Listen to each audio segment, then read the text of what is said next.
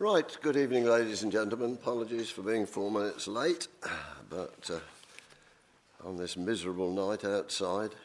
My name's Councillor White, John White. I'm chairman tonight, and on my left I have my vice chairman, Councillor Jeff Bray. The other councillors who sit on the side tables are the ones who will debate and ultimately vote on the applications in front of us.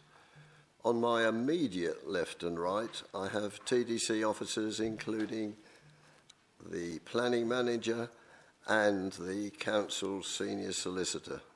This is a formal committee, and it's very important that councillors can hear and debate all of the presentations. So I do request that you remain quiet.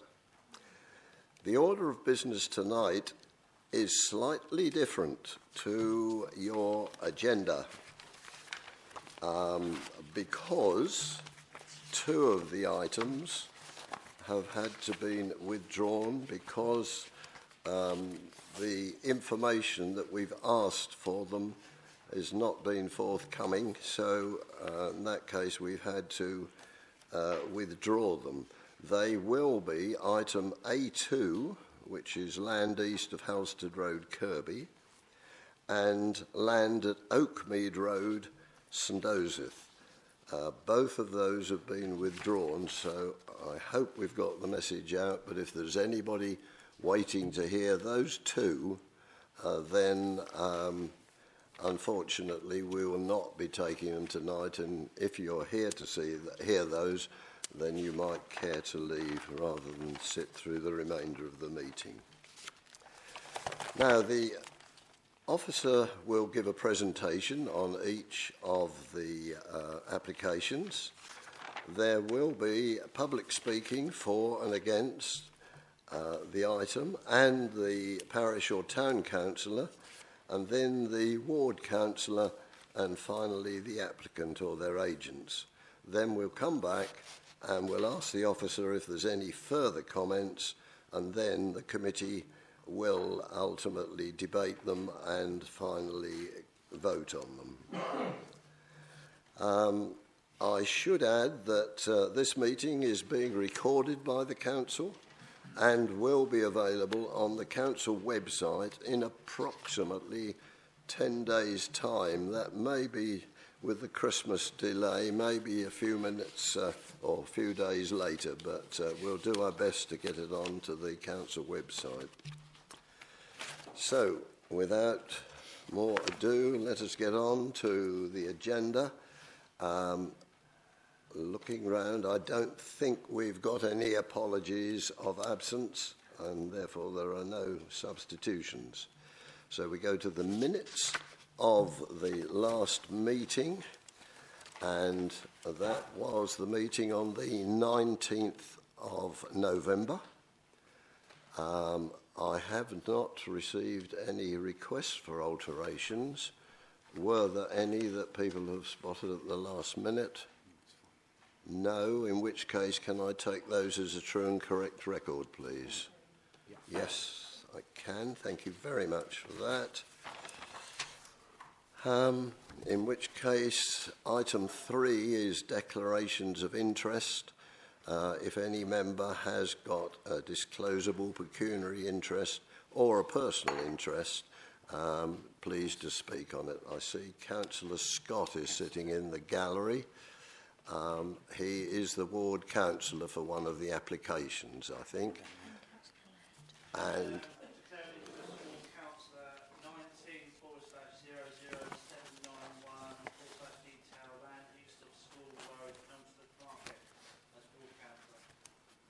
thank you very much. And also I see the ward councillor for Thorpe-le-Soken is sitting there as well.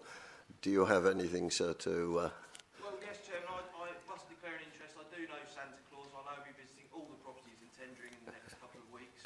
Aside from that, I shall be talking on an application in Vicarage Lane as ward councillor for Thorpe-le-Soken. Great Holland. Thank you very much. Any committee members wish to add? No. In that case, With those two, under item 4, I haven't received any questions under procedure 37, in which case we move on to application number 1900791. This is a detail application for land east of School Road, Elmstead. Elmstead Market, I think. Yes, turn to Ms. Newland, who will tell us. Can I just draw your attention to the update sheet, please? There's 2 corrections to paragraphs 6.3 and 6.4, as detailed on the update sheet.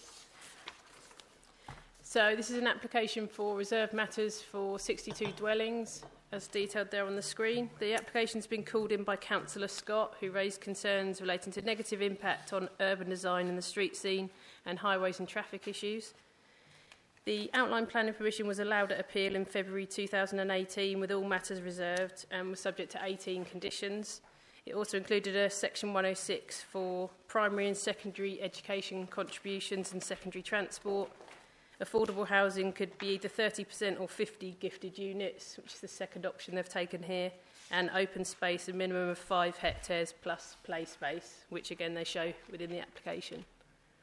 So this shows you the application site, which you will have visited today. You've got 2 neighbours here on School Road opposite. You've got the Marketfield School here with its playground, and just up on the corner here you've got other properties on the northeast corner on Clacton Road and the newer properties on Market Close. You can see it's an arable field at the moment, and these are so this is the area that's been developed for housing behind the car park, which you can't see on that plan. So these are some photos of the site. So this is looking north along School Road, and south along School Road, this is from the point of access. This is looking towards the Marketfield School, looking eastwards across the site and southwards, then looking back towards Station Road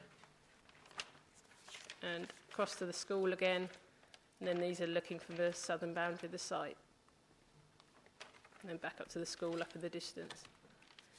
So this is the proposed layout. So all matters were reserved at outline, so we're considering access, appearance, landscaping, layout and scale under this application. It's predominantly 2-storey. There's 5 bungalows. As you can see from the layout, it's low density. It's about 14 dwellings a hectare. So we've got some plots that have got gardens which are about 6 times the required amenity space. They all meet amenity space standards and parking standards.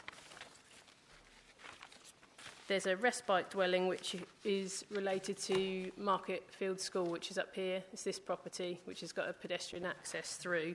That was required by condition 17 of the outline planning permission. Conditions 7 to 10 of the outline permission relate to SUDs. You'll see SUDs comments in the report. That's why we haven't imposed conditions, because they're already on the outline permission. And condition 16 in the outline requires a footpath link at the front of the site, linking the vehicular access up to the existing footpath on School Road, it's just tucked in here behind the hedge line. So these are the detailed elevations. That's the bungalow. There's 5 bungalows on the site. And there's a good variety of detailed design. You've got these Flemish gables. They're all traditionally designed. And all I didn't mention was the 5 gifted affordable units, which are in this location on the site. So the 106 enabled them the choice of either 30% or 5 gifted units, which we're happy with the 5. They're up here and they are tenure blind. You'll see one of the elevations in a minute.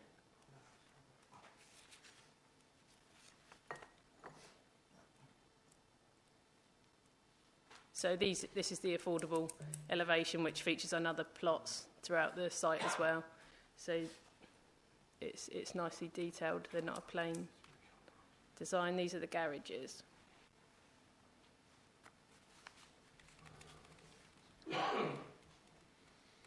So as detailed within the report, the application is recommended for approval subject to the completion of the RAMS UU. It meets or exceeds our standards and it's in accordance with the outline permission. Thank you.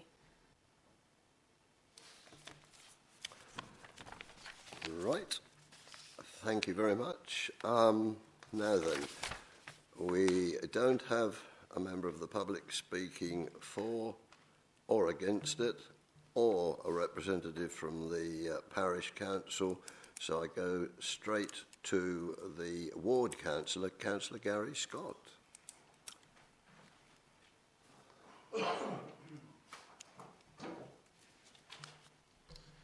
Thank you, Councillors. Chairman.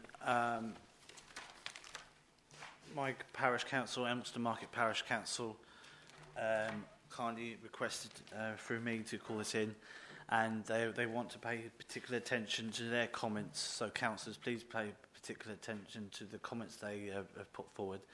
And my concern on this is the amount of traffic that's going to go onto School Road up further on to Elmstead Market Crossroads. If people know Elmstead Market, that crossroads is very, very dangerous. We have only a couple of weeks ago there was an accident where the road was called off for 4 hours or so, because that is a really bad pinch point. And this application, in my view, will add to the pressure point of that crossroads. The other side of the road, opposite the community centre, there's an application that's been approved and work started there. There's application up Church Road, the other end of the village. That's going to be more vehicles hitting that crossroads, and further end to the east of the village, there'll be a possible application in there. We've added more pressure points to that crossroads. I'm slightly concerned that Essex County Council says no objection, no issues with highways. How many times do we have to mention at this planning committee there's no objection to highways? If this is a minded approval tonight, I would like to see possibly some improvements to the crossroads to leave the problems there, because there is a bottleneck there. There is an issue. People can't get out there on a very, very busy evening. And adding this development plus all the vehicle movements going north to that crossroads will cause a lot of pressure and a lot of problems. If the vehicles go south towards Alresford, then there's a problem with the junction on the border of Alresford and Elmstead Market Parish. So the nearest route for people to leave this site is turning right out of the site and onto that crossroads. So that is a serious issue that needs to be dealt with. And I can't believe Essex County Council Highways say there's no problems. Recently in School Lane, the Parish Council, along with TDC, Ian Taylor and Essex Highway Engineers, have managed to put a single yellow line up there to relieve the problems of school traffic during school periods. So it is a busy road. The other issues I have is the Parish Council were quite keen for the swell on the eastern part of the site, whether they wanted it to be moved further east, so to have a buffer zone between the properties that are on the eastern boundary. But residents and Parish Council would prefer to that swell to be as a buffer zone, to be moved away so it's separated. So it's unfortunate it's designed that way. Also, there is a public footpath going through this site, and I was wondering whether this footpath will be affected at all, which is quite close to the swell. Having said that, I have no problems with the application in terms of building homes for local people and the affordable housing, but it's the highway issues I have an issue with.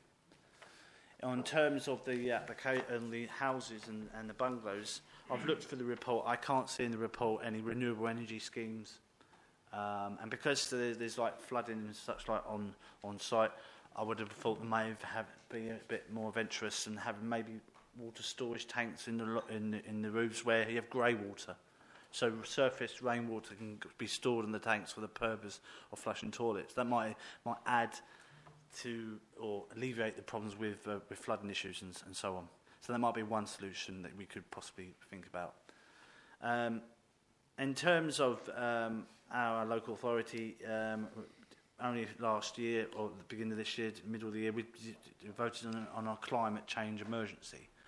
And I would have thought we would maybe have some charging points for future electric vehicles for the future. So I don't see anything like that here. And I would like to have some renewable energy stuff. But my main concern is the highway issues. I'm sure councillors visited today. I don't know what way you came today, councillors, but that crossroads in the Elmstead market is an issue, and I'll be very, very pleased if perhaps the developer here may be able to assist in improving that crossroads, because I know the parish council are very keen to have improvements on that crossroads. It's so important that something needs to be done there. But overall, I have no problem with the application. It's just a few bits and pieces that needs to be dealt with, in my view, is so important. Thank you, councillors. Thank you very much, Councillor Scott. I just ask Alison if she's got any further points. Yeah, if I could just answer a few of Councillor Scott's questions. So the impact on the existing road network would have been considered at the outline stage. Access was reserved, but the inspector would have had to consider the impact from 62 dwellings being acceptable on the highway network and would have had to secure any 106 contributions or conditions under the outline. The public right-of-way remains. It runs down here. There's a swale at the bottom here, and then there's the larger swale here. It's a depression in the site which should only flood in a storm event, and then it should remain dry.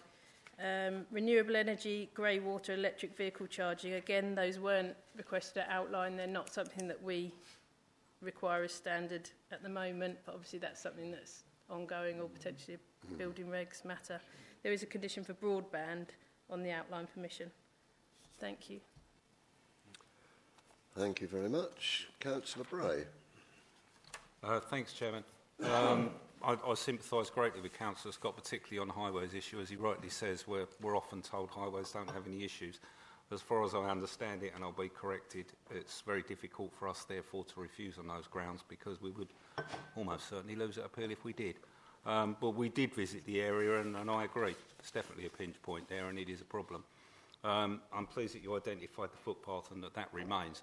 So the only question I've got left really is the swale was mentioned, and the suggestion from the parish council that it could be moved to create more of a buffer at the other end. Is there any particular reason why that couldn't be done or why that wasn't done? Do we know? It hasn't been requested of the applicant because officers were happy with the layout. So you've got the swale here along the in this element of public open space at the bottom, and then within this large green, they usually do form part of the open space. In this location, they'd obviously be in rear gardens, which you couldn't have. That would sever the open space or push it all to the back of the site where it probably wouldn't be as usable. Thank you. Right. Councillor Alexander. Thank you, Chair. Picking up on the points from Councillor Scott, I do agree that we do, on numerous applications, look at them with comments from Essex Highway, and one wonders how they come up with such ideas in the first place, because I know Elmstead fairly well and I know the area very well, and I do know that that's a nightmare. But what's within our power here tonight? What can we, through this detailed application, what are we allowed to set?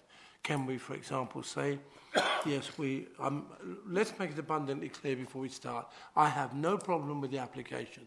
The swale, in my mind, is exactly where it should be. It does its job. It's not running wet, it's running really dry, which is necessary for, I believe, that ground. We have affordable housing, they're being gifted, and there's a respite house for the excellent school next door. There is no problem in my mind with the application, but my mind goes back to the improvement of the roads. What are we able to do? Can we make a recommendation, for example, can we say there should be a roundabout there, or there should be traffic lights there? Is that within the power of this committee to make such a decision? It's not. No, anything that relates to the principle of 62 dwellings on there and their related traffic would have had to been covered at outline. if you have issues in relation to this specific location of the access here, if we had issues that it didn't have sufficient visibility displays and we needed it to move, then that's something that you could consider or refuse on the grounds of harm from this point of access. But there has to be a point of access somewhere along this boundary because of the outline permission. And it's obviously sensible to put it in the middle where it's got the best visibility. Yes. Well, that sort of tidies that query up. It's outside of our remit and we cannot go there on this application. So talking to the application and the electric points, I read with some interest that they may in the future think that electric cars may not be the way forward and that another form of transport. So I can see why we as an authority are somewhat reticent. However, we were told numerous times the expenditure of putting these in, where a local supplier, commercial supplier to the trade, supplies these electric points at £79 a go. Are we in a position, not maybe at this stage, but at some stage along the line, to bring that into our policies, that we would require these electric points to be put in on all new builds for those who do choose the route of an electric vehicle?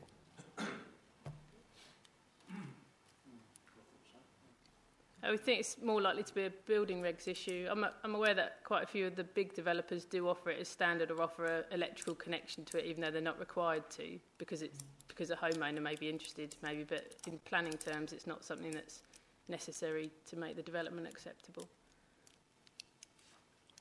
Can I come back? Okay, yes. With something. So we can't improve the roads. That's too late for that. We can't insist that they start putting electric points in, but we love the application. So what's before us then? There's no other choice then to either approve or reject it. My mind is to say, I think I will go with approval. And I'm going to put that as a formal motion, if I may, Chair. Approval. And I have a seconder in Councillor Bray.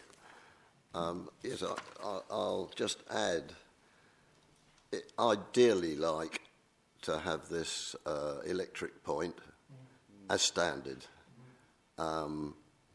because I believe that is going to be the way, and hopefully these houses are going to be there for some considerable time. And I think now is the time to put it in when, as you say, it costs under £100 to put it in now, but it will be actually up to £1,000 once the house is built and all the wiring's got to be put in. So I think that as far as I'm concerned, this would have to come from our parent committee as a recommendation, and that we make it a policy decision. But I'm going to ask if we can do that, and I think that would be something. I don't know whether the planning manager's got anything to add to it at this time. Chairman, I was just going to say, I think Councillor Alexander touched on this, the actual relatively low price of putting these units in to actually give electrical access for cars.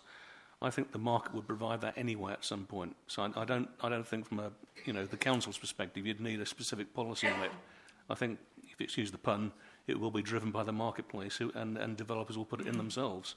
They will see it as a selling point themselves. But it's such a low cost element. I don't see it as being a sticking point to actually coming in the future in any event. I suppose the other thing to say, where do you draw the line? Do we insist on solar panels on all roofs, as an example? I suppose that's a question really. That's another bugbear of mine, but I won't go into that one at this time.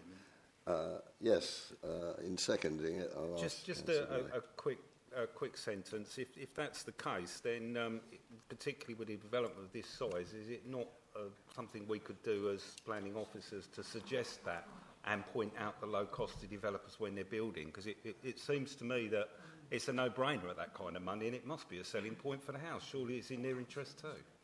So could we not just suggest it? Chairman, yeah, we certainly can. That's not a problem. We're doing that. We can certainly do that in future applications. Yes. You started this discussion, Councillor Alexander. I'll let you come back in. Thank you. Very kind. Have you got a time scale when you think that these might be put in? Because if there is no time scale before us, maybe if we do go to our parent committee, we can edge that time scale even further and get it over and done with. I mean, we have points brought up by Councillor Scott, excellent points, very supportive of the application.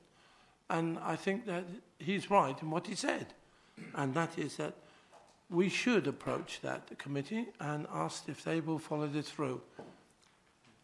If the electric is at this moment the way forward, we should be also in the position to forward ourselves as a council to ensure that everyone gets the right to use that facility.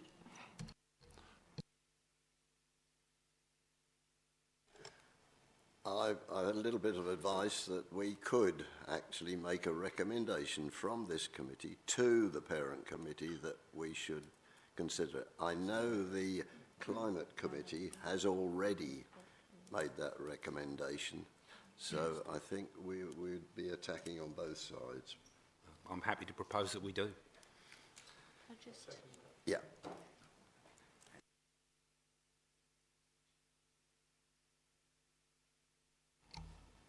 Chairman, just to be a little bit pedantic, the planning policy and local plan committee is not your parent committee.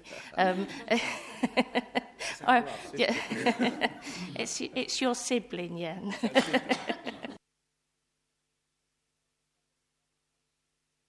I stand corrected. Right, now Councillor Harris has been trying to get in for some time, so Councillor Harris.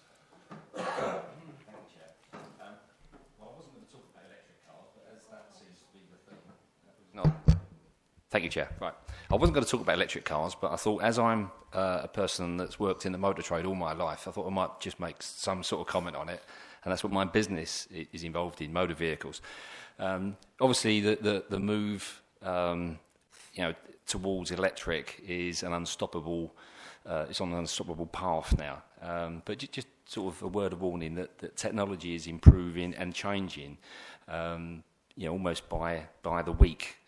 So before anybody sort of stipulates and said, you must build it with this, somebody would really need to look into it first. So it's not as simple as that. However, those applications that have come before us in the past where they have put connections there, I think are very favourable. But, a word of caution, technology is improving and changing so fast that we just need to be mindful of that. But I wasn't going to talk about that.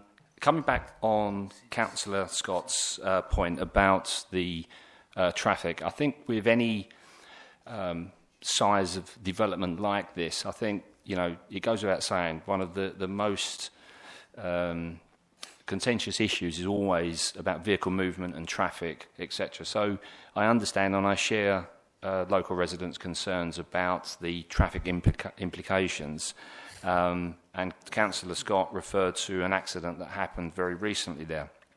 So my question is, my first question is this a known accident black spot area? Do we have a record of accidents here? Or was that just an odd occasion? And is this going to add to the seriousness of the condition? I'm also mindful that there's a school next door. There's going to be lots of parents driving their vehicles backwards and forth, and they will be carrying young children, presumably. I wonder whether we have any record of that. And I'm also mindful that Essex Highways have said that there's no issue, but they do most of the time anyway. So. I understand that Essex County have a list of the accident hotspots, and you will sometimes see comments in applications, but as this is reserved matters and the outline has accepted that number of units, then it's obviously they understand that they're not considering the principle. And I don't know about statistics for those junctions, but I'm sure they would have looked at them at the time of the outline application. So we could assume that they've taken this into account and they believe that this is not an accident black spot area. Presumably, I'm going to assume that as a yes because they've said that there's no objections. Can I also change the subject and just look at the 5? I think you said affordable houses, but they're gifted houses, I believe, and confirm that these are gifted houses that are going to be gifted to the council. So these are going to be social houses, council houses. Can you just confirm on the map where they are, and are they all in one area? And could you, if they are, I thought that there was some form of rule. Could you confirm that there is or there isn't a rule which says that these houses must be dispersed throughout the development? And then one final point as well is there any difference between these houses and any of the other houses there? I.e., if all the other houses have got garages, have these houses got garages, or is there something different? Thank you. So there is 5 gifted units which have to be social rented in accordance with the 106. They are all here. It's these 2 and these 3, so they are in one location. But as there's only 5, it's not. We don't consider it to be a clustering issue. In terms of design, they are identical to these other plots, and they're the same house type, which is this one here. So you can see they've got detailing, they've got porches and window features. So it's not just the affordable housing plots. They are other plots across the development that are identical.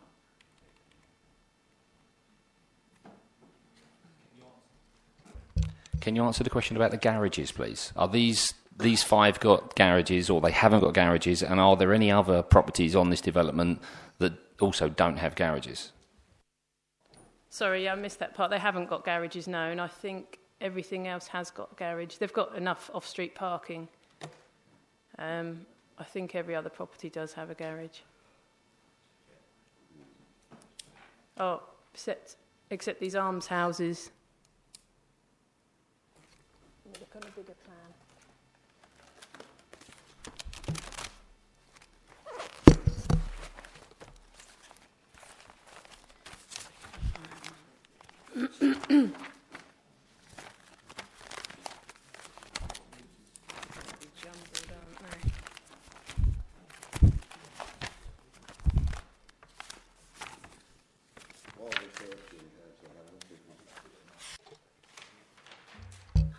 So, if it's been confirmed that these 5 houses don't have garages, the houses which the officer's already said are identical houses in every way but garages. The other identical houses haven't got garages, so they're therefore not identical. But could it be then suggested that these 5 council houses are actually being discriminated against, or there's some sort of differential there that shouldn't be there?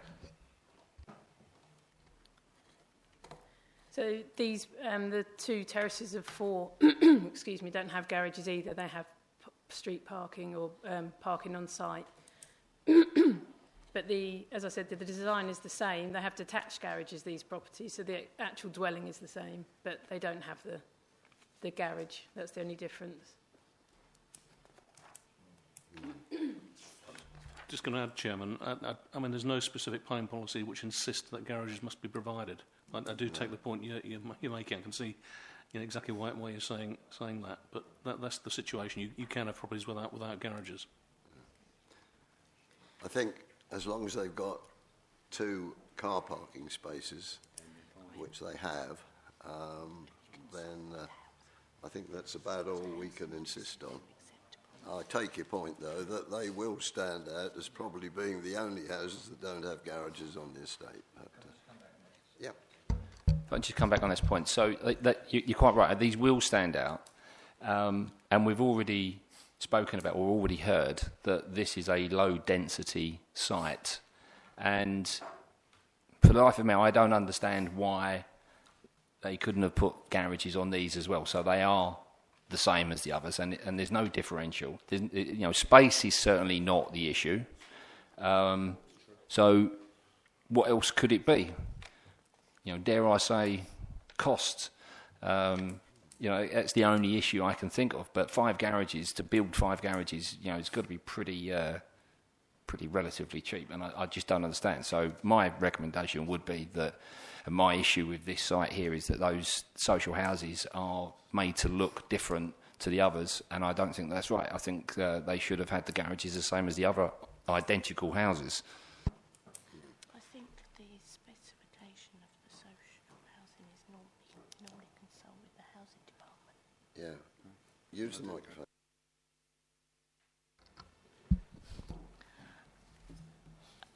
It might be worth if Alison could confirm, but as I understand it, when an application comes in and there is some design with regards to the housing that's going to be affordable housing, the council's housing department are consulted on the specification of those houses, and it's then the housing department that confirm if they're happy with the specification that's being offered. I'm not sure if that's happened in this case, but that is the usual procedure, that the housing department confirm if that specification meets the needs and requirements.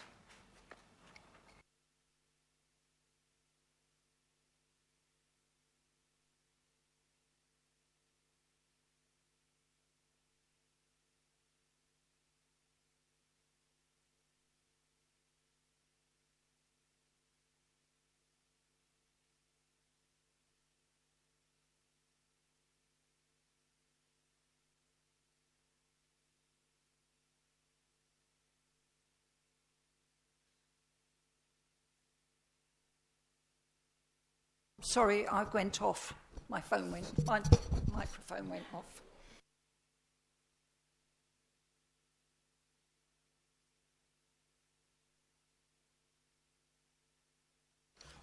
Is that on there? Right. A point of clarification, yeah. We've got a list of house types, and then on the actual detail there are like house type 25B, house type 25C, house type 7A. Is there just slight differences? Why are they sort of subsectioned from the main description?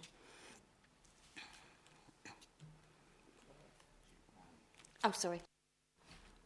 So there'll be slight alterations, or they may be that they amended the design. So this, as you can see in the bottom, house type 1, 2, 3, 5. There's a 7A there. So I don't know, often they have names, don't they, rather than numbers. But then there's numbers that are missed out, so it might just be that particular developer's set of house types.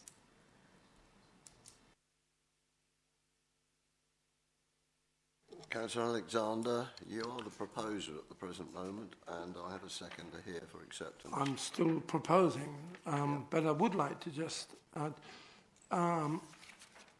with the application before us, are we in a position to make any alteration through detail? Is this something we could insist on, that the garages should be built? And if not, are we looking at the application as laid out?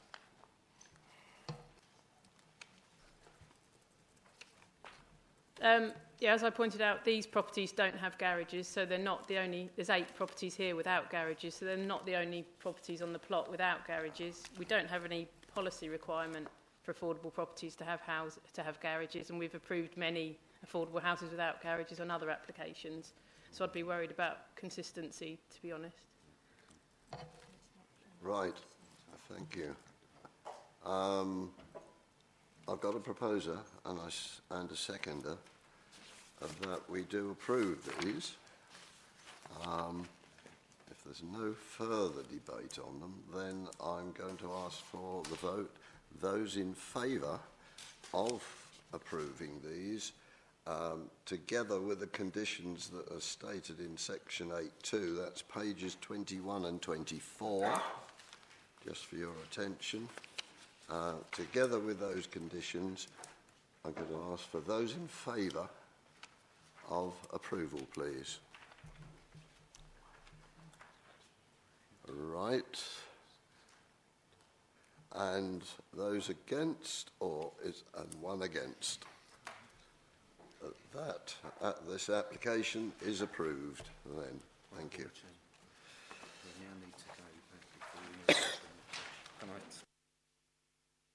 Yeah. Point of order, Chairman. During that debate, there was a motion put forward by myself and seconded by Councillor Alexandra relating to electric points on future new builds, and a request to the Planning Policy Committee that they put this into their environmental requirements. And I'd like to put that motion now. As we have put the motion in, it's been seconded, it is necessary for us to take a vote on it. The proposal, simply put, is that the Planning Policy and Local Plan Committee introduce policy to require electric car charging points on new builds and similar environmental measures. Now, it's quite open, but I think it's necessary to leave it a little bit open so that the Planning Policy Committee can tidy it up. But that's the motion I propose. I believe Councillor Alexandra is seconding. Is that correct? Councillor McWilliams. Councillor McWilliams. Oh, thank you. Sorry about that. It does concern me a little bit that if we go along that route, can we leave it a little bit open that whatever, because things are going to change and it's progressing, and if we're too strict and asking that the electricity side, I agree with what Councillor Harris was saying. I know that there's possibly going to be more changes coming along in time. Are we needing to be so, forceful on that one? That's just a comment that I felt able to make. I think it's worthwhile saying, and I immediately think of some properties where the garage is quite remote from the house, and that might need an extra bit of attention as well. Thanks, Chairman. Absolutely agree, Councillor Williams. We don't want to be too tight because we first need to be able to read the monitoring officer's writing. So what I'm going to do is I'm going to, better part of Allah, pass it back to the monitoring officer and get the monitoring officer to read the new version. In effect, you can't really instruct the local planning policy and local plan committee to do something. What you're asking them to do is to consider introduction of a policy. Then what you would expect the committee to do is then do obviously some research into what they felt was the most appropriate environmental measures. So I think really what you're asking, and this is the word that Councillor Bray couldn't read, was actually to give consideration to the introduction of a policy. Yes, consideration to the introduction of a policy to require electric car charging points on new builds and or similar environmental measures. So you're just asking them to research it and come up with something. I'm very happy with that, Chairman, and I'll look to my seconder to ensure he is too. I am, Chair. I'm happy with the way that it was laid out. Again, if you remember at the very beginning when I opened my spiel, I said that there were discussions that electricity may not be the be-all and end-all. That's exactly what I said. Yep. And the thing is, we don't know what the future holds. We're a committee. We don't have crystal balls. At the moment, electricity is the way forward, like Councillor Harris said. So let's go with what we have before us, rather than making suppositions of what might happen in the future. Yes, indeed. We might have hydrogen cars or something in years to come. Right, okay, well, I'll take it. Those in favour of that proposal that we do send it for investigation, that's unanimous, thank you. So that will now go forward for investigation. Sorry, now we can get on. Thank you very much. Bye, Chairman. Cheers, Councillor Scott. Now we move to agenda item 8 on your agenda. It's planning application 1901527.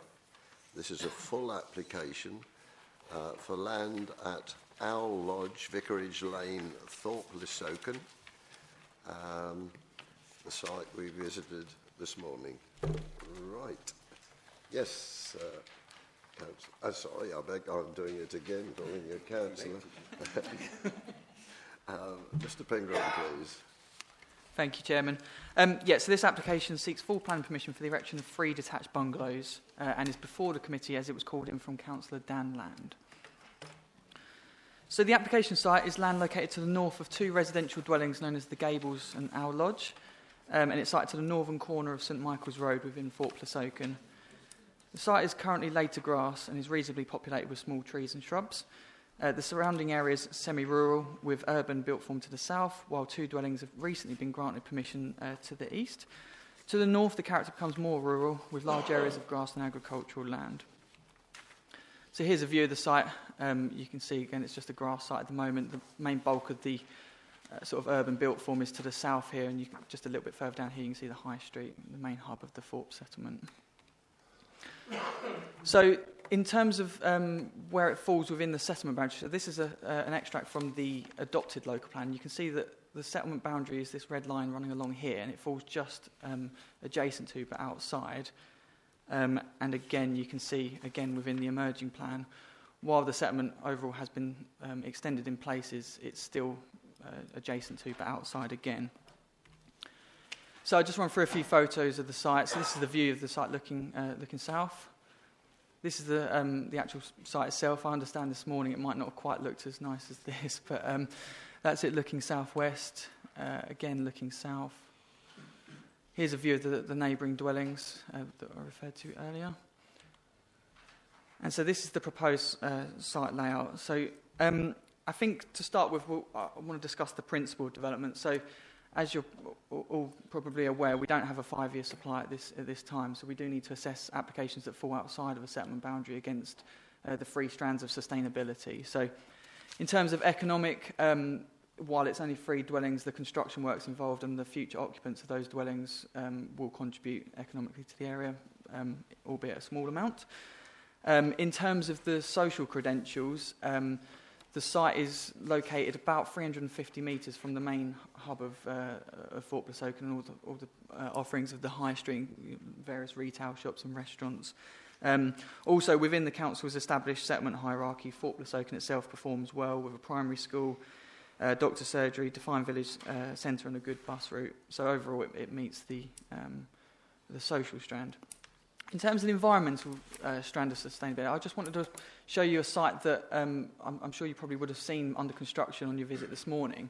But where this red outline is here, 2 dwellings were granted planning permission at outline stage appeal.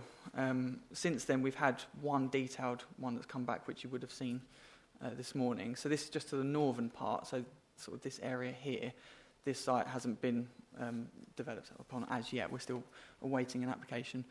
But basically, within that appeal decision, the inspector, because basically, if we look back at the line here, you see it's quite a defined settlement line there, and anything going beyond there, ordinarily there might be some concern there. But because of the appeal decision here, it has sort of changed that the character there. So there's now a precedent set for development beyond the existing settlement, and so therefore, on balance, I'm saying that the environmental harm is not significant enough that I feel comfortable recommending refusal. So I'll just run through the different designs. So there's three dwellings in total. I'll run through the elevations and floor plans for you. So this is plot 1, and there's the floor plan with that. Plot 2, and there's plot 3. So so all of them are detached and single story, as you can see. They're arranged in a linear fashion, running from the south to the north. 2 separate access points, so I don't have any objections with the layout. In terms of the design, they've all got sort of different designs. So there's a bit of variation to them. They include features like front gables and window detailing, which help to sort of soften their overall appearance. The materials, mixture of sort of red brick and render, which is acceptable as well. And also in terms of the garden area, they're all three are comfortably in excess of the 100 square metres that would be the minimum standards, and also the same for these two existing properties here.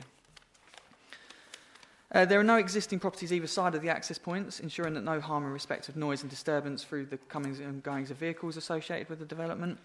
There's also approximately 15 metres separation distance to the existing dwellings to the south. Given that and the single-storey nature of these bungalows, there's not going to be any overlooking as well. So overall, I feel there's not going to be significant harm to neighbouring amenities.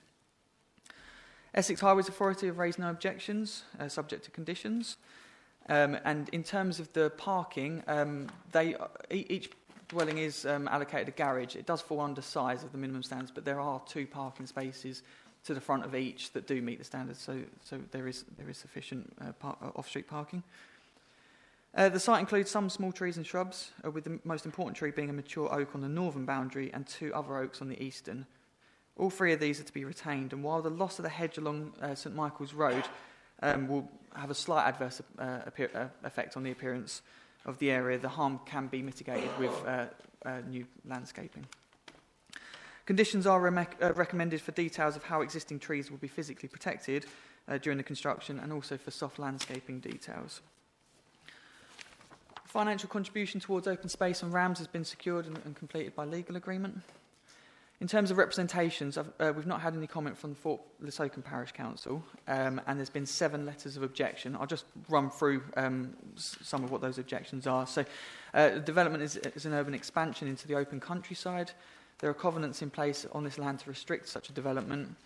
Impacts to local infrastructure, loss of views, wider highway safety implications, loss of value to the existing dwellings, the site being outside of a settlement boundary, and it's setting a precedent for similar forms of development, and also it being a form of backland development. So in conclusion, while the site does fall outside of a settlement boundary, given that we can't demonstrate a 5-year supply at the moment, we have to consider it each on its own merits.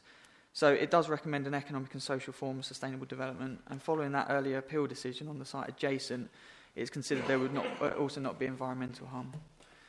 The development will not result in harm to neighbouring amenities or existing trees, while Essex Highways Authority have raised no objections. So therefore, given all of that, I'm going to recommending approval. Thank you. Thank you very much.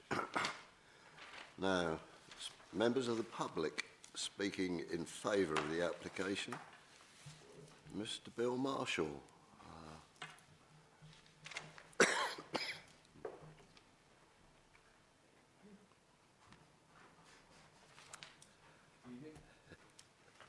Good evening, sir. Good evening. I support this application and recommend that members grant approval for this proposal. The adopted local plan is 12 years out of date, and the emerging local plan is based on a National Planning Policy Framework 2012, which is 7 years out of date, and has very limited weight. The Section 1 hearing for the emerging local plan is yet to be heard, and the Section 1 is still unsound. The National Planning Policy Framework 19 states that this application should be considered as sustainable development. Each one of the 3 strands of a sustainable development are met, and the application should be approved without delay and on its merits. Thank you very much. Thank you very much. And a member of the public speaking against it, Mr. Kevin Marsden.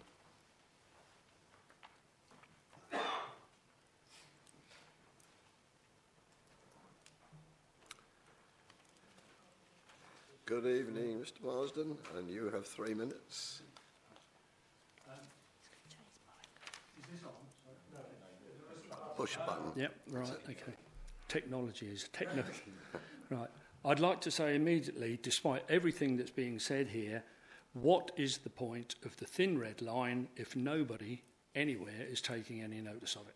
And this is the situation we're all in, and it has actually been stated by leaders of this authority that they have allocated sufficient land or areas for their 5,000, despite the Secretary of State saying that they haven't. Now, the plan to me and I look at this, and I'll be looking at these out of all of my windows, looks like backland development, straight off-plan, cheap-looking properties, and do not meet the requirements that I thought TDC had set out, that if you're building into the countryside, you need superior properties with a whole host of environmental considerations taken, and it has to be something special, not off-plan, straight out of a book. And this is what these look like. And if you look at Vicarage Lane and look at the houses that we live in St Michael's Road, they have no character whatsoever, these three bungalows. A child could have drawn these up. So we move on to, there's several statements are being made, and I'll take the planner here to task now. There are no two properties built. There is one, which is a rather special, very grandiose. And the most important thing here, you are not on public highway. This is private road. It's private streets and private roads as defined by Essex County Council highways. And we own half of this.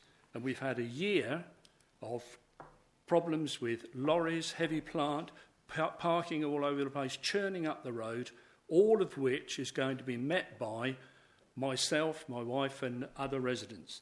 And nowhere is it taken into account the fact that there are properties looking at this. The planner doesn't seem to have seen that we live directly opposite where this is actually being constructed.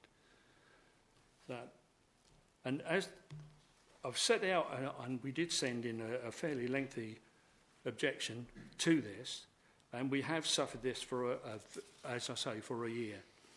Now, it is important that this is also noted, this is a public bridleway, so there are other traffic up and down this road, as well as Essex County Council state, access to adjacent property owners only. This is not, as I re-stress, a public highway. I would also say that there's grave concern that Thorpe is being overdeveloped and there is no facilities being allocated for the doctor's surgery, which is now closed. The books are closed. The schools are bursting at the seams. You can't move down the highway. So this is just yet another addition to the pressures that Thorpe is suffering from. And I also would like to point out that despite the fact that Anglia Water have adopted some of the sewers where we live are so close to the surface you can only pump. You cannot simply connect in, as every builder always says, connect to the highways. It's much more complicated than that, and it needs seriously looking at. And finally, my wife and I and my neighbours have just suffered a whole year of the planning and building of the brambles. And it has been absolutely horrendous with trenches left open. So all this talk about they're going to park off-road and it's all going to be neat and tidy will not be the realities of life for us living in one of the nicer corners of Thorpe-le-Soken. And so I am saying now that for all these reasons, we should not be allowing the urban sprawl to drift further into the countryside in this side of Thorpe. Thank you, Chairman. Thank you very much. And now it's the ward member, Councillor Land, who called this application to us. Good afternoon, good evening, sorry, thank you for hearing me. I take no pleasure in whatsoever coming to these meetings. I purely on two bases alone come to these meetings to represent residents that have expressed discontent and concern over applications, and I have been contacted by residents on this matter. And as a 36-year-old veteran of Thorpe-le-Soken, I have the background knowledge to know the parts of Thorpe which, in my mind, and has been echoed here by my esteemed colleague, Mr Marsden, which are special, which are rural, and which are, you know, little enclosures of what we like to think is village life. Now, I would like to enhance and stress upon the also point made by Mr Marsden, which is the suffering of Thorpe from the cumulative effect of development and developments We are, we're not NIMBYs in Thorpe. We all appreciate that we've had to take our fair share, as other small villages and towns have. However, Thorpe is, I've written down here, is quite sensitive, Thorpe-le-Soken. That high street is fast becoming one of the major concerns from a traffic level situation, from a pollution situation, from a noise situation, from a highways perspective, and from a surface water drainage perspective. There are chunks of the highway missing in Thorpe-le-Soken High Street today. If you were to go through it, I've had to report them twice this week. There are chunks out of the highway. The cumulative effect of small 1s, 2s, 50s and 100s on Thorpe-le-Soken is impacting greatly on the lives of the people that once moved there and have lived there for many, many years. And I make reference to the comments of the inspector at the Lifehouse recent appeal decision, when she effectively inferred that further development east, I believe it was east, don't quote me, east towards Frinton and Kirby should be considered very, very sensitively when dealing with the traffic situation that Thorpe-le-Soken currently suffers. In relation to some of the other concerns which I made in my comments to the application, I think that the unmade roads in most villages and towns suffer greatly from a lack of repair, this one being no different. It's a tiny rural corner, and the road most of the time is terribly unsuitable for these heavy movements of traffic that are going to be visiting on a regular occasion.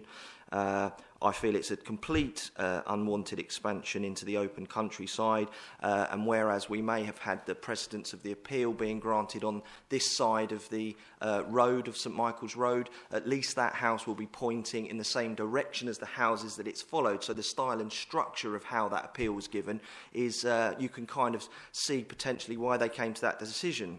This leans far more towards backland development, in that the application and the housing are turning a corner and going in a different direction. So it doesn't follow that street scene pattern that you have as you travel up the Vicarage lane to the end towards St Michael's Road. I think it is sensitive on the footpath that was mentioned, and one of the only bridle ways we've got in Thorpe. I think there might be two actually, it might be the second one, but there is a number of horse and a livery down the end there, surely to be affected as well through the movements and duration that this development will potentially take. Impact on the neighbours, I think, will be definite and inevitable, and for really all of those reasons, and for that cumulative effect of disruption towards Thorpe and the wider area, I'm personally not in support of this application. So that would all I would have to say on the matter. Thank you very much, Councillor. And now the agent for the applicant, Mr. Oliver Burford.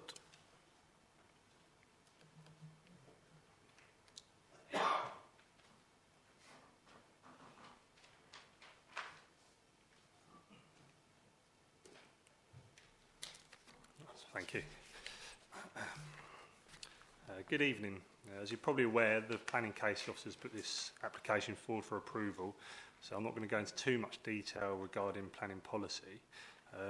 However, I would like to make some brief points regarding the future proposed development to give you as much information prior to making your decision as I can.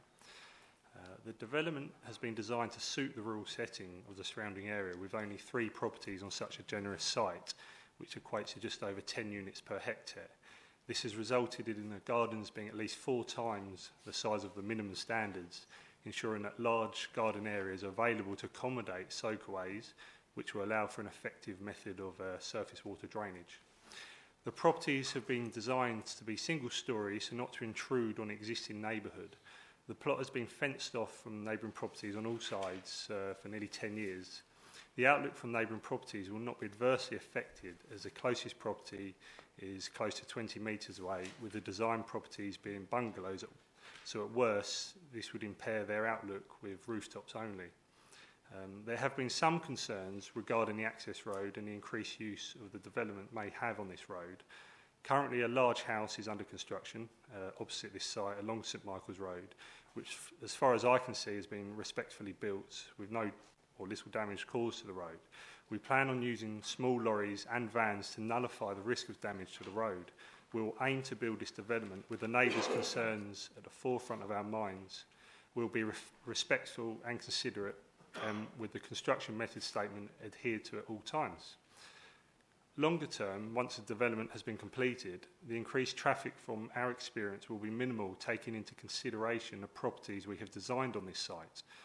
We have been a developer in the tendering area for over 30 years, with the majority of properties built being single-storey bungalows. From our experience, these properties attract older, retired residents who usually only have one car between them or sometimes no cars at all. Even when visitors are taken into consideration, each property has a double garage as well as a minimum of 2 spaces per property, so there is ample off-road parking to accommodate residents and any visitors. The last point I'd like to make is the concerns regarding covenants. There are probably many covenants associated with the land, as is the case with the majority of land purchases.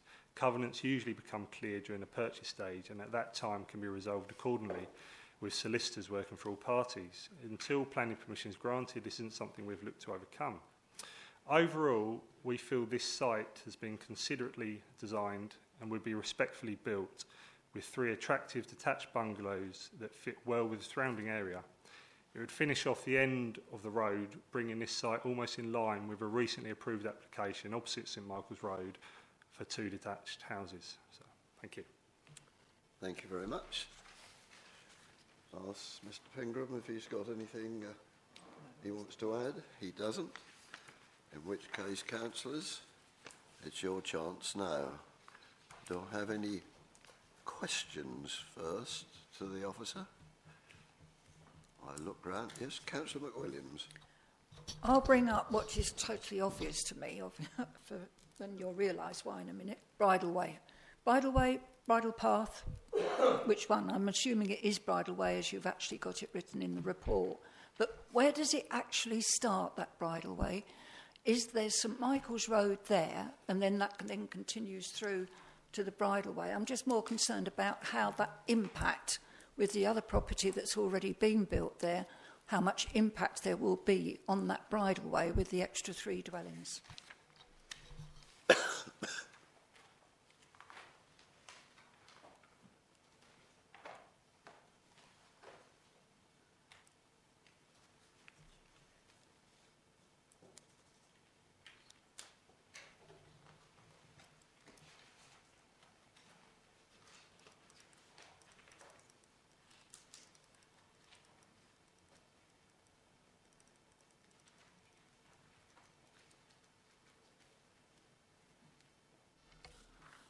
Yeah, I'm not actually certain of the answer there, but I think it certainly does run quite a far way north, and possibly Vicarage Lane as well, but I'm not certain of that.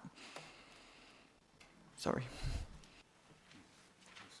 I think we saw this morning, didn't we, it might have been yourself that actually pointed out that looks like a bridle way, but it is interesting where it does start.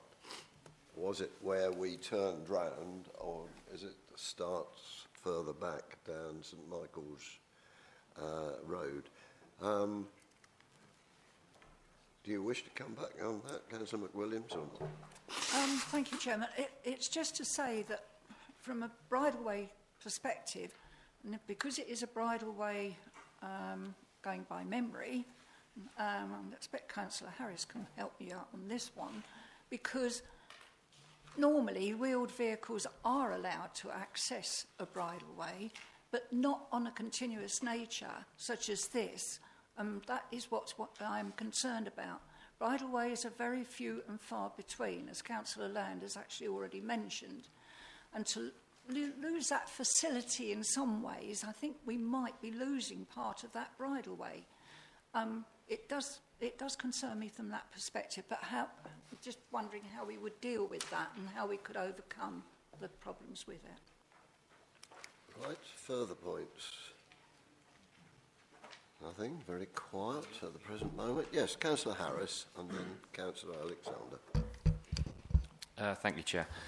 Well, the first point I want to make is, the local resident made this point about the red line, and how important is the red line? And oh boy, would it make our job a lot easier if we could say anything inside and outside the red line is either taken yes or no.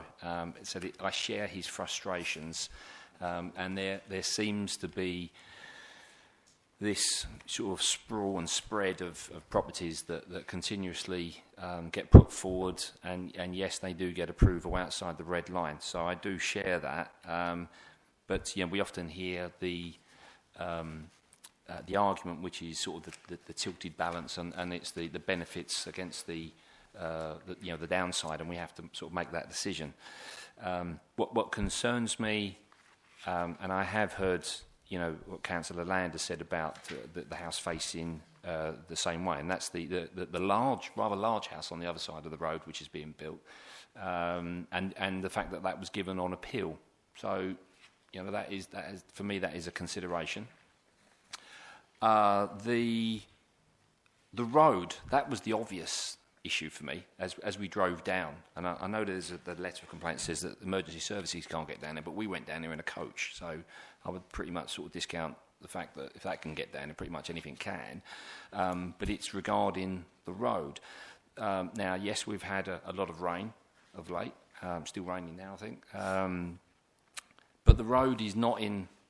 There were certain parts of it that were not in the best of conditions, and it was clearly a private road, I would suggest. So the question is, I think that the resident has already indicated that the residents sort of own part of it, but could the officers sort of say who actually owns that road?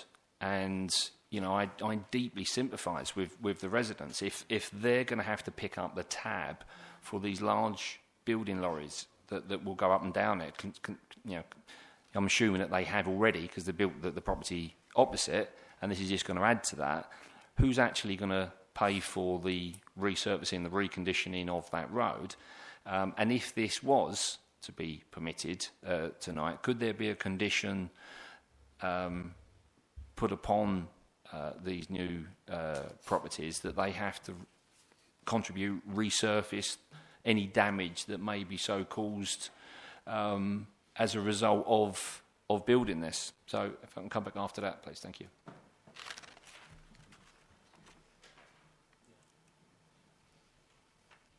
Yeah, so, sorry, just to answer, I think just the end points there. So the road is in shared private ownership, and in terms of whether we can condition, I think that would be separate to planning. To go back to your earlier point, I'm not sure if it was a question or more of a point, but just to reiterate, yes, it is outside the settlement boundary. I confirm, agree with what your concerns are with that. I think from my point of view, in terms of my recommendation, because of that appeal decision, it has kind of changed that character. If we hadn't had that appeal decision, perhaps it might have been a slightly different recommendation. Councillor Alexander. Thank you, Chair. I have 3 points, if I may. The first two are on the highways, and I read from page 74, prior to occupation of the development, a 1.5 metre and 1.5 metre pedestrian visibility splay. I assume that that's all wound in and will be very much a part of a condition. Let's go to page 75, section 2, prior to occupation of the development, the turning facility of a design to be approved in writing by a local planning authority. Well, looking at the site and looking at this requirement, if you were to take, for example, one of those lorries that bring in roof struts, they are long, huge things. There wouldn't be any room to do any development. There would only be room to build, surely there isn't enough space to build such a turning access. I'm not too sure how they got over it on the other property, but that was interesting, because that brings me quickly to the third point. And we did, in fact, when we arrived in the bus, went too far, and we saw the building as it was progressing. I was quite interested in that, because I see they put the entertainments, family entertainments first, and the swimming pool in the front. When we got to the site itself, we realised that it was a nice area. The trees are protected. I have no problem with the build. It looks okay. It's very much in keeping with what the inspector, although we have had little or no time to read this. Okay, fine. But what bothers me is not what's above the ground, it's what's going on below it. We spoke about drainage. Now, we were told it would be done by soakaways. You can only do so much within the soakaway. And what kind of a soakaway are we talking about here? Are we talking about trenching out and peri-shingling back? Or are we laying pipes? Most drainage has to go somewhere eventually. And the ground was very wet. And believe it or not, our water table is very low. We do not have a high water table. And looking at those two properties, and the one we saw today, I was taken back by the amount of water laying around in that area. So these are my problems. I want some answers, if I may, to this. What's happening with the drainage? Where is it going to go eventually? And how are they going to overcome the laying water that we saw there on the ground today? Yeah. Okay, right. I think there was sort of 3 questions within that, so I'll try and answer all of them. In terms of the pedestrian visibility display, that is recommended as a condition. In terms of there might not be enough space for the development, that could be secured. We've just checked. There's not highways haven't recommended a construction method statement, but we could, if you were minded to grant approval, include that as a potential condition. And within that, details would need to be submitted to show exactly how that would be achieved. And in terms of drainage, as you say, the applicant has confirmed it is going to be via soakaway, but this is more of an issue that would be dealt with in detail at building reg stage rather than at this point. Right. If I could refer you to drawing number, it was the enlargement that we were given today, and we were told, were we not, that the drainage would be via soakaways for the 3 individuals, but if you look at that drawing, it shows sewage being connected to an existing foul manhole in the garden of Owl Lodge, which it's a fair old drop, and in view of what's been said about the sewage problems in that area, it might worry me a little bit. Over to the officer. Yeah, no, I just thought it was probably just worth mentioning that as this application is not what's defined as major development, there's no requirement there's no onus on the applicant to provide these details for this. But as sort of previously said, there is going to be soakaway. Right. Councillor Alexander, you're obviously you haven't picked that up. Well, Councillor Bray was going to comment on it, so go for it, Morris. Yeah. I have to say, here on record, some of the answers I hear and the statements I hear leave me stunned. Sorry, but they do. But I'm going to stand back and let Councillor Breyer give way. Okay, thank you, Chairman. Yeah, I second that. I find that quite stunning. I'm absolutely sure that there must be a requirement for the development to ensure that a future tenant or occupier can actually flush the train without getting dirty. So I'm certain that must be in there. I can't believe it isn't. So I'd ask that, please, if you could have another look at that. But I want to go a little further if I can. What we're looking at here is a backland development which is outside of the boundary. So would I be right in saying additionally that were it not for the appeal decision for brambles across the road, probably you wouldn't have recommended approval for this? Is that a fair comment? Yeah, just to answer the first point, in terms of the drainage, that would be, it is a requirement, but it's dealt with at building reg stage. It's not a planning issue for a minor development, so it will be dealt with. It's just separate to planning. Sorry if that wasn't clear before. In terms of your point about backland development, the site is behind existing dwellings, but it does have a frontage onto a highway, so it doesn't. It isn't defined as backland development. And in terms of your third point, as I said previously, the recommendation could have been different had that appeal decision not previously. But it's hard to say, obviously, because that appeal decision has been made. But it is an on-balance approval, and that appeal decision has weighed sort of heavily on my mind in coming to that recommendation.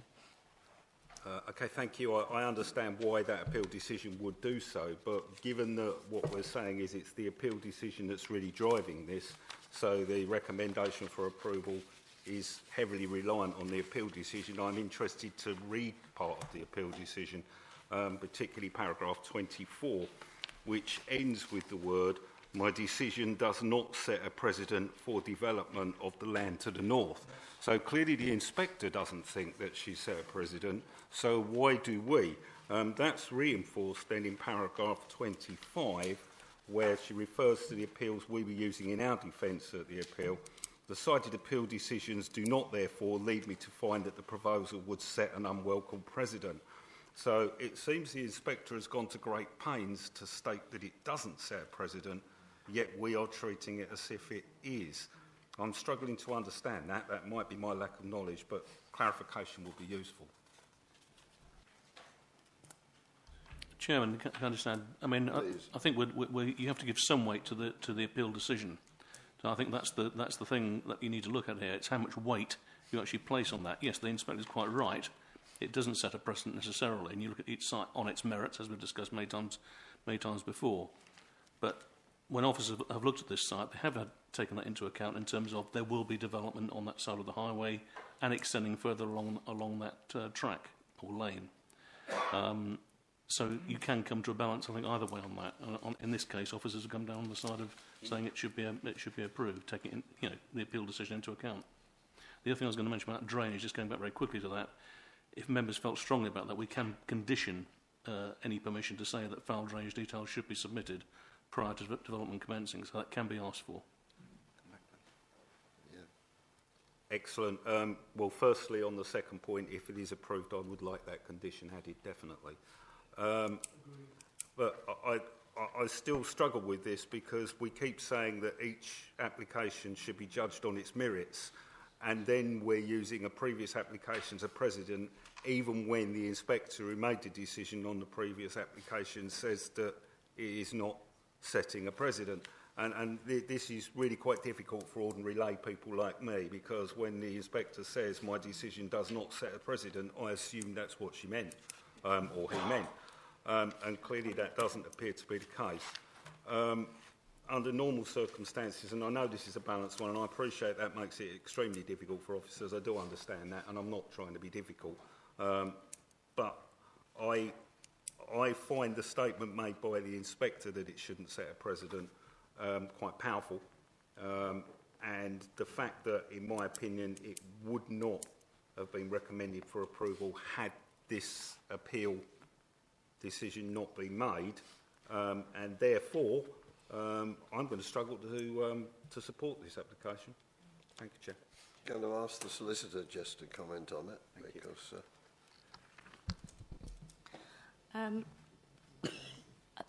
I just wanted to sort of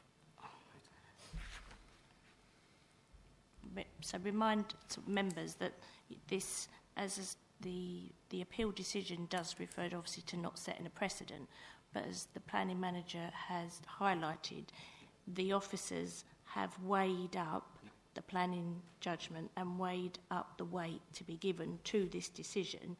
But as a committee, you can apply a different degree of weight to the inspector's decision. So I suppose my word of caution would be that if you were going to consider refusal, I think you would need to look at what weight swayed your decision the other way. So, not just the appeal decision about making reference to the precedent, but what is it that is causing harm, in your view, to the, if you was to approve it, what would the harm be? Need to come back, please. Councillor Harris, and we'll take you. Thank you, Chair. Taking all the points that Councillor Bray has very well spoken about, I'd like to come back to a point that Councillor Land made regarding this, and taking the view that had it not been for this appeal, it probably almost certainly would have been turned down, potentially. The point that Councillor Land made is that what makes this different is, that the houses all facing the opposite way to the two that were approved. The two that were approved face the same way. These face the other way. It could be argued that it's out of character and it's not in keeping with the other properties there.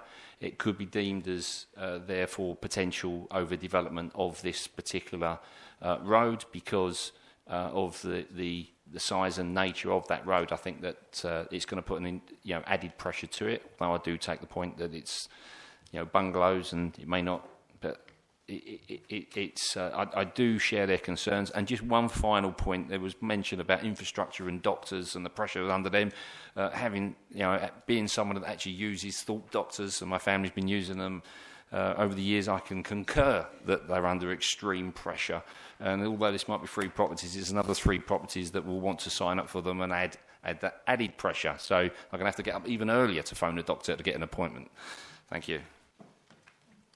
Councillor Bray. Thanks, Chairman. I'm just picking up on what the wise words our monitoring officer gave us, and I'm very aware of that. And I think it's important that we understand that although the inspector has said it doesn't set a precedent, that we sort of tend to treat it as if it has. And then I was reminded to be cautious, and I would need to know what the reasons will be for refusal.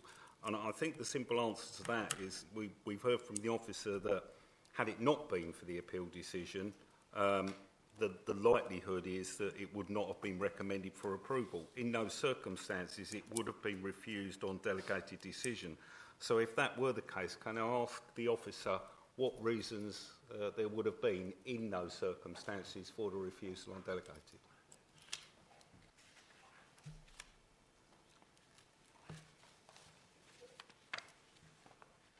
Okay, there's a few points I just wanted to... in terms of first of all, the precedence comment in the appeal decision, it does talk about the development of land to the north of the site. This is to the southwest. It is slightly different character to up there to here, but just to clarify that point. I think Councillor Harris mentioned about the houses facing the other way. I believe in my report I did sort of touch on this, that there is a difference. The two schemes aren't exactly the same, and they do. Obviously, I can't deny that they do face onto that. In terms of overdevelopment, I think that was mentioned. The private amenity area is about 4 times the size of what would be required.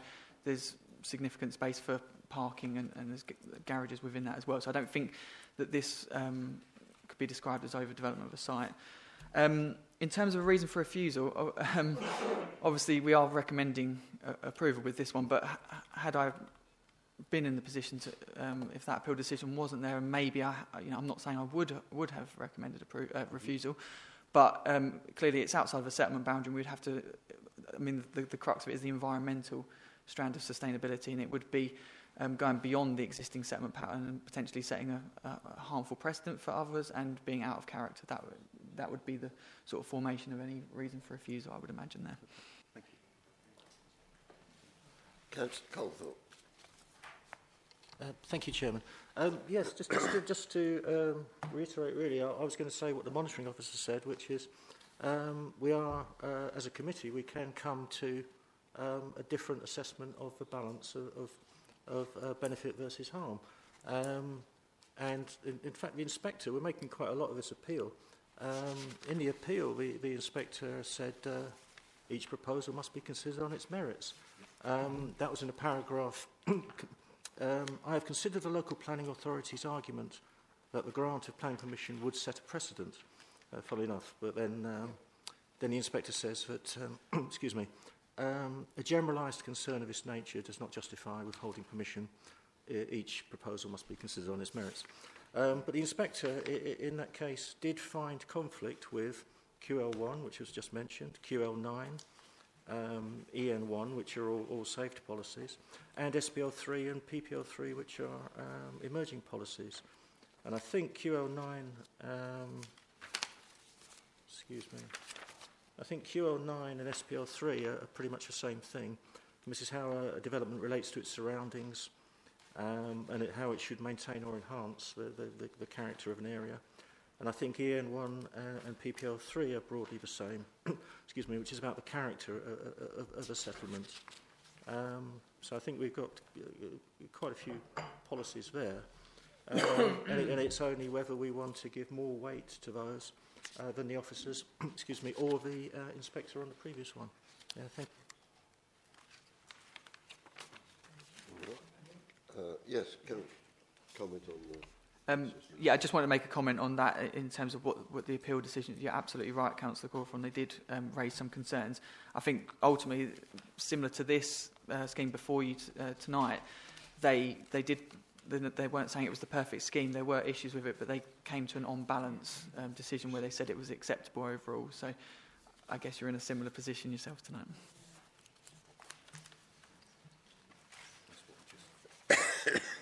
Right. Further speakers? Yes, Councillor Alexander.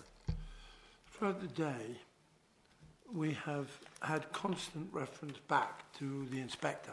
Throughout the evening, we've also enjoyed that rhetoric. But looking up just a second ago on both Nuttall's and the Oxford English Dictionary, in the words of the inspector themselves, therefore, my decision does not set a precedent for the development of the land to the north. By definition, precedent, a standard to be followed in the future.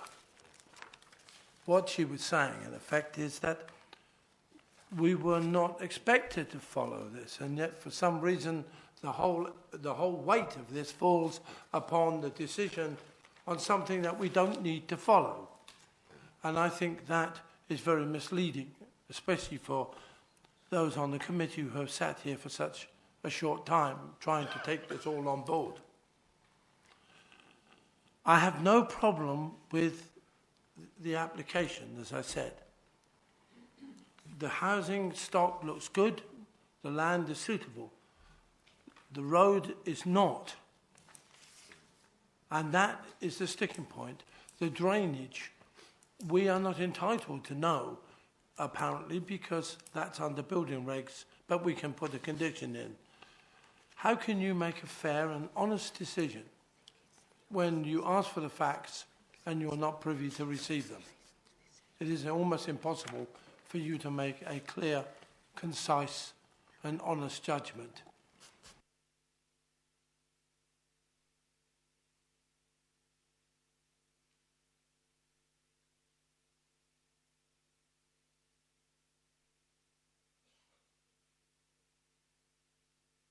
Still chewing over the inspector's report. Can I just... Yes, please do.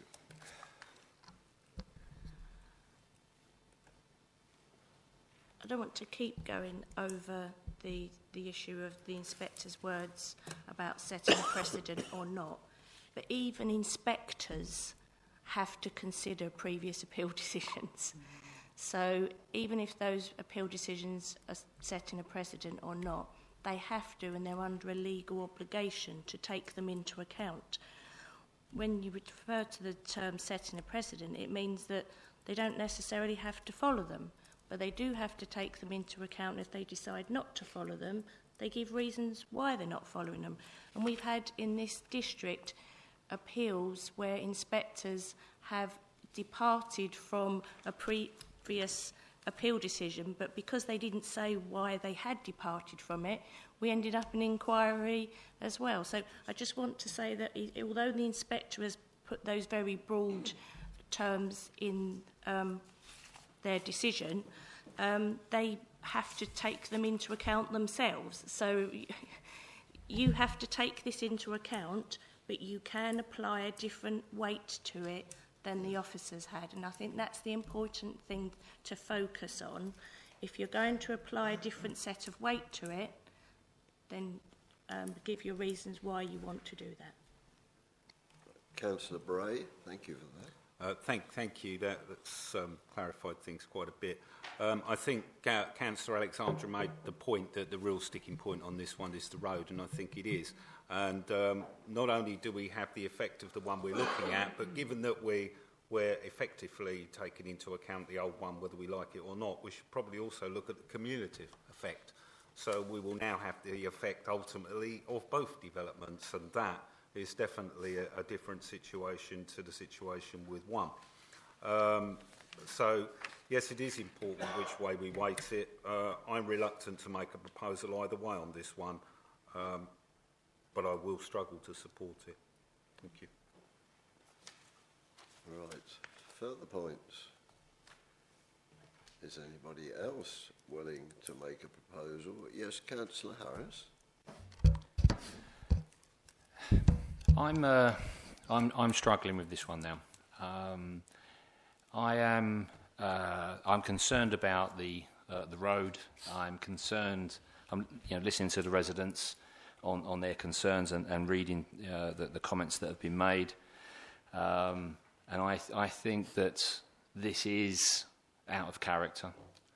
And I think that that would be a reason for me to object to this. Is that it's out of character. It is outside the boundary as well, and based upon that, I'm going to propose refusal. Right. You would second it, right? So we have a proposer and a seconder. I'm going to ask the officer if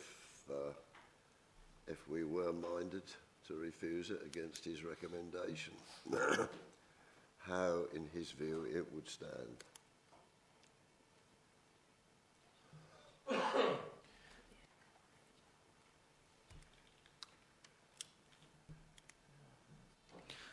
Right, yeah, I think probably the focusing on the out of character is probably the sort of safest way of doing it. And we were just discussing, and maybe because it's situated behind the main frontage here, it would appear out of character. So maybe a focus on that might be the way. And outside the settlement? Yeah, it would be environmental harm because it's outside the settlement boundary, and then we'd be it would fail the environmental standard of sustainability, basically, for the reasons I just said. Yep. Right. And yes, Councillor McWilliams. Yes, thank you, Chairman. Just out of interest, I mean, we obviously did do a lot of discussion around the road and the bridleway and the impact that that would have on that area. Are we not going to use that as a reason? But obviously there's adverse impact as what was described by the other houses that are in that area as well. There must be adverse impact on them as well. Just a thought. And if you were suggesting that, the impact it could have on the bridleway, which has protection rights on it. Yes, it does, so that must be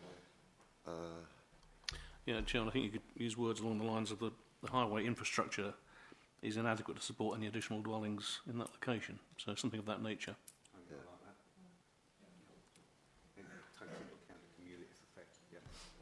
Yes, Councillor. Yes, I note this in paragraph 19 of the appeal. It says that the local highway authority has expressed concern regarding the effect of the proposal on the bridleway and routes leading, blah blah. So, with that, with the one house, they don't see any particular adverse effect. We've now got another three. Which I think, as everybody's saying, would add to the problems on the bridleway or road that's existing. So, Yeah, good. Right. Any further comments before I put it? We have a proposer and a second next. Oh, yes, thank you for that. So it's proposed by Councillor Harris and Councillor Cawthorne is the seconder. No further comments, then I'm going to put it to you. Put those in favour of refusal, please show. Right. Add mine to it would make it unanimous in that case. So that application is refused. That brings us to the end excuse me, of the agenda tonight. So thank you all, and this will be the last one before Christmas, so I wish you all the compliments of the season. Merry Christmas, everybody. And we will take it from there. Thank you all very much, officers, staff and councillors.